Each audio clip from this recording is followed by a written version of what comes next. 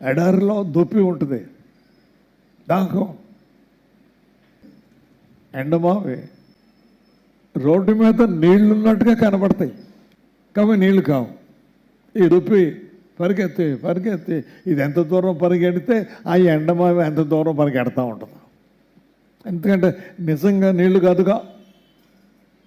పరిగెత్తి చివరికి అది చనిపోద్ది. కాబట్టి ప్రభునంద ప్రియులారా, అనేక మంది పరిగెడుతున్నారు, సిగరెట్లు తాగుతూ త్రాగుడుకు బానిసలై, డ్రగ్స్ బానిసలై పరిగెడుతున్నారు. కొండలు కొనుక్కుంటారు, టెస్ట్ అంటారు, ఏంటి నీళ్లు పోసి చూస్తారు, మరి కారిపోతుంది అనుకోండి, అప్పుడు తీసుకోరు. దేవుని ప్రజల గురించి దేవుడు చెప్తున్నాడు, వీరు బద్దలైపోయిన తోటి,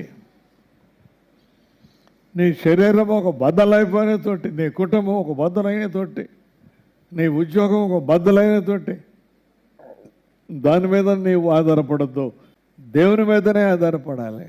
ఆయనే నేర్పిస్తాడు. అప్పుడు మనం మారు మనసు పొందుతాం. నువ్వు మామూలు చొక్కా వేసుకున్నావు,